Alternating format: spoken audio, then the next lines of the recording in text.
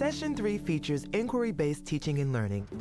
In Houston, Texas, Jorge Arredondo's students explore Rudolfo Anaya's Bless Me Ultima and look for related themes in a mural depicting the struggles of Mexican Americans. In New York City, the students in Bo Wu's classroom read 3 works by James Baldwin. Sparked by their personal interests, the students research topics related to James Baldwin's works and collaborate to produce group websites.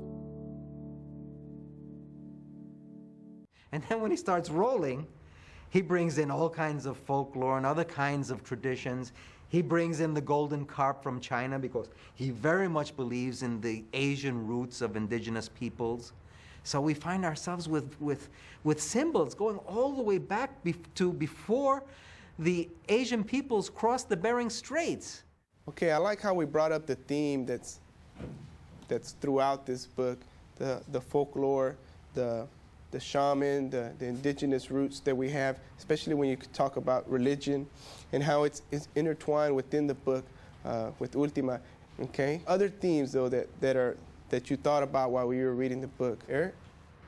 The theme about his Antonio's 3 brothers and the war that was going on. Okay, tell me a little bit more about that. Since his 3 brothers were older, they had to go to the war, and everyone was afraid that they were going to get killed. And then they came home, and they were changed. They had said that they had become men too fast. That everything was changed. They wanted to live their own lives and not the lives that their parents wanted them to live.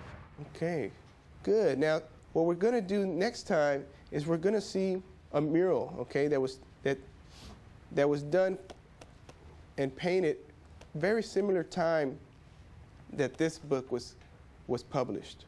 This book was written in the early 1970s, okay, and today it is actually known as a centerpiece, as the canon of Mexican American literature, of the civil rights movement, the Mexican American civil rights movement. And so what I want you to do is try to make a prediction of what would a painter, like Anaya, a writer, puts his words here and tells us the story of the Mexican Americans and has several themes. What kind of themes or what kind of colors or what would you expect to see in this mural that we're about to see that was painted in about 1972 by the Mexican American Youth Organization. And this is what's done here in Texas. I want you to share with each other about what kind of themes you might expect to see in that mural. Roxy? You know how I told you I read that passage towards the end about hope? Well, I think when we see the mural later on today, I think we might see some despair or hope inside the mural because of what it said in the book. Okay, so we're going to see hope and despair probably. That's a very good prediction. Okay, Mr. Beltran?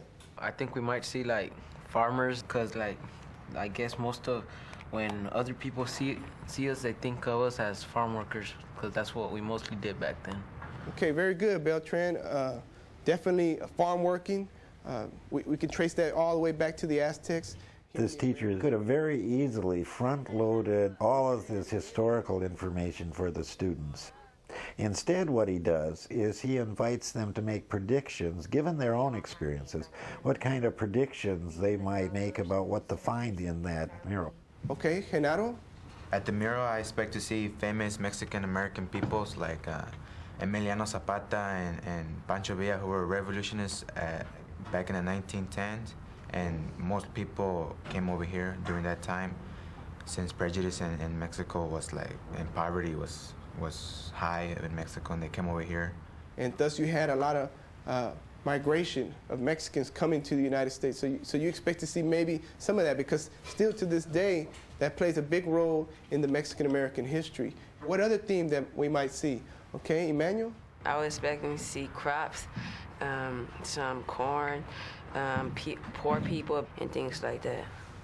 Okay.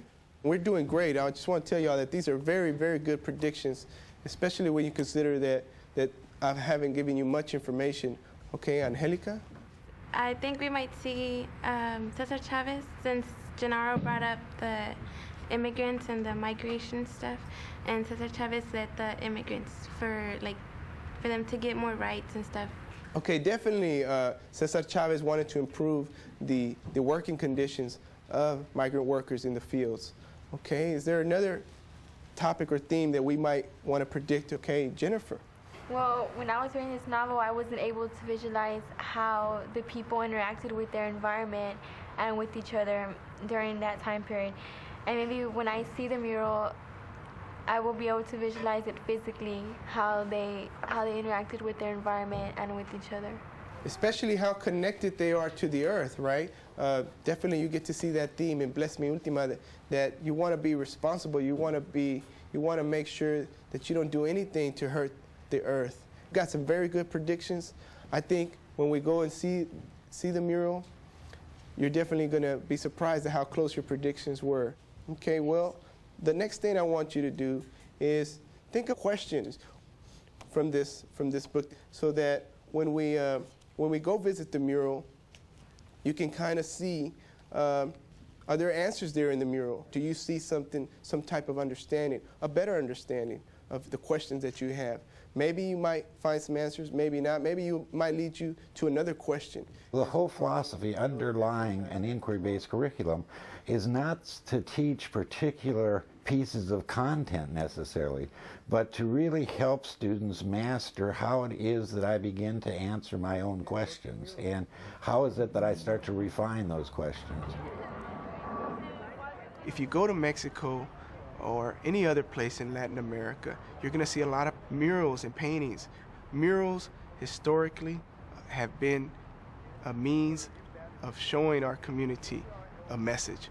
What I want us to do is think a little bit about the themes that we talked about from the book. Some of y'all mentioned how there's hope and despair. Some of y'all mentioned how there was some people from the family that went off to war and they were changed because of that from the book Bless Me Ultima. Some of y'all mentioned how Antonio is trying to decide which side should he decide on.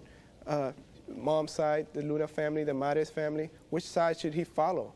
And then there's also a very important character in there also called Ultima. And what role does she play in the development of this young man, this young boy? All right, now that you've gotten your first initial impressions, did your predictions come true? What about how they relate to the novel, Bless Me Ultima? Are there some themes that you actually got to see here? Also, your personal questions that you had while we were reading. And now that you see the mural, how are those questions coming together now? Do you have more answers for those questions? So if you could, write your free responses down as to what you think about the mural, and also any type of associations that you're making that relate to Bless Me Ultima. Well, I was looking at that flag and it kind of reminded me of the owl in Bless Me Ultima. Okay. You know how, like, in the book, the owl dies and then Ultima dies? Uh-huh. Yes, but Mr. Arredondo, do you remember when Ultima tells Antonio that her spirit will be with him? How does that relate to the mural? Okay, that's very good. Okay, so Ultima said that she would always be watching over Antonio. Do you see anything here where someone is watching over someone? Any part? Yeah, well, that green man, he kind of looks like if he's looking over the two men right here. And that kind of reminded me of Ultima, looking over Antonio. Very good, yeah. He could represent the curandera or the curandero that watches over us when they're no longer with us in this world. That's a good observation, good connection to the novel. I was just wondering about this certain part of the mural, because it's a priest and a man with something that looks like either a cross or part of the puppet, and I didn't understand it. What I think is that Mexican guy is trying to tell like the story. That's why he's controlling Uncle Sam. He's trying to tell them what's happening and what he thinks that Uncle Sam is actually doing to Mexicans when they come to the other side. Did you see some type of that aspect where they were controlling, where they were trying to get people to change here in the United States? Did you see something like that in Anaya's text, Bless Me Ultima? Okay, like in the book, Antonio's mom wants him to be a priest, and Antonio's dad wants him to be a Mares. So it's like both of them are trying to control his destiny and what he's going to be. Very good. So he's being pulled by those directions. In Hispanic culture, murals were really political statements. I like the fact that he takes his students to this mural and has them begin to interpret what those signs mean. Who are those people on the left side of the mural? Well, like, I remember reading about those people. I remember that like the Indian peoples, they represent the Aztecs, like of the 1500s, and then the colonial people, like the nun that's there, she represents like the colonial times, and the priest Miguel Hidalgo y Casillas, when Mexico was going to get his independence, he actually started the independence, and that's why the other woman on the bottom is with the flag, like charging like at war. In the 21st century, I think it's crucial that we become much more diligent in helping students read pictures, in helping students read artwork. Just because it's a picture doesn't mean that it's an easier form of literacy. It's just as complex. And he tried to reform also, which started the Mexican Revolution. Very good detailed explanation of the history of Mexico. What about this side? On this side, what's going on in the United States? And this is actually the side that maybe Antonio is going through, or that Rodolfo Anaya, who writes Bless Me Ultima, is actually writing about during this time period, or a couple of years before this. I vividly remember my freshman year at the university, and I remember having questions and wanting to search for what was the history of Mexican Americans, what was the history of us in the Americas, in the United States, and why have we been marginalized so long? So to me, inquiry was the best way I could get my students to feel that same passion that I felt, to put them in that position where they're questioning also, so that they can realize and find answers for those questions that they have.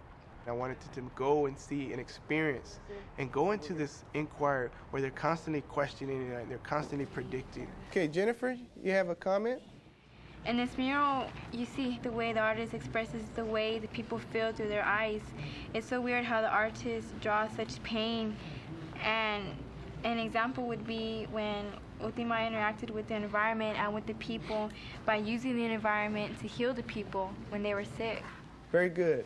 Maybe you have a question that you want to go out and do some research and do some activity where we can find out what can we do as today's generation to make a difference in today's society, because you are, as you all already know and as you all already been told, that you are not tomorrow's leaders but today's leaders.